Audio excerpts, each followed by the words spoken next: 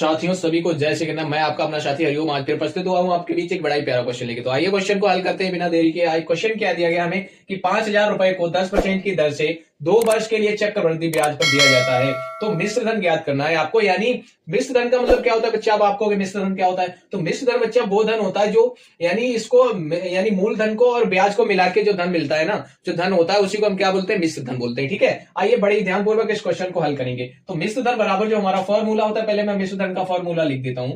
ठीक है, मिश्र धन बराबर जो हमारा फॉर्मूला होता है, मिश्र धन बराबर जो फॉर्मूला होता है वो क्या होता है? वो होता है हमारा कि भैया ब्याज जो मूलधन हमें मूलधन और प्लस करना है आपको, जो ब्याज निकाल रहे हो आप, वो दोनों को प्लस करके जो धन हमें प्राप्त होगा वो क्या हो जाएगा? हमारा मिश्र धन हो जाएगा। अब हमें भैया पहले चक्रवृद्धि ब्याज निकालना है। 5,000 रुपए का 10% की दर से 2 वर्ष के लिए जो चक्रवृद्धि ब्याज है वो निकाल लेंगे, फिर हम आसानी से मिश्र धन निकाल पाएंगे। तो बच्चा आइए निकालते हैं भैया हम।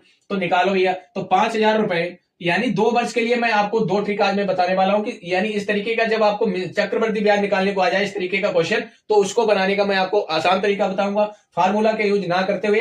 यानी 2 ईयर के लिए 2 वर्ष का जो बच्चा 2 ईयर्स का जो हमारा चक्रवृद्धि ब्याज का जो रेशियो होता है, अनुपात होता है, वो होता है हमारा 2:1। क्या होता है? 2:1 होता है बच्चा। ठीक है, अब आइए निकालते हैं। अब जब आप ये प्रिंसिपल हमें कितना दिया गया, यानी मूलधन हमें कितना दिया गया, तो मूलधन हमें दिया गया 5,000 रुपए। कितना दिया गया? 5,000 रुपए। अब आपको करना क्या है कि 5,000 रुपए का आप 10% निकाल लो। क्या निकाल लो? 5,000 रुपए का 10% निकाल लो। तो 10% जब आप 5,000 का निकालोगे तो ये आपको सीधा सा कितना आ जाएगा?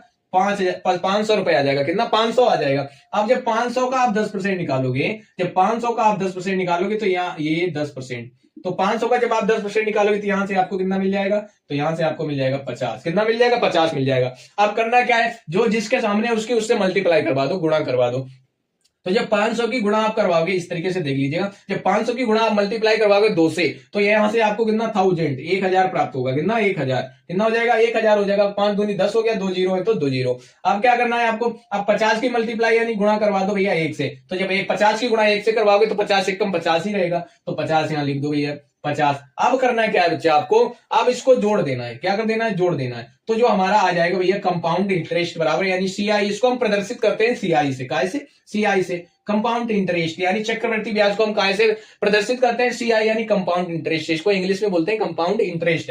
तो यानी सीआई बराबर हमारा हो जाएगा 1,000 ये, और प्लस करना है आपको 50, तो कितना हो जाएगा? 1,050 हो जाएगा। 1,000 और ये 50, यानी कंपाउंड इंटरेस्ट जो हमारा सीआई बराबर आ गया, वो बच्चा चक्रवृद्धि ब्याज बराबर निकल के आ गया हमारा 1,050 रुपया। अब आपको करना क्या है? मिश्र धन ज्ञात करना है। यानी तो अब भैया मिश्र धन बराबर हमारा फॉर्मूला क्या होता है? मैंने आपको मूलधन प्लस ब्याज, क्या? मूलधन प्लस ब्याज। तो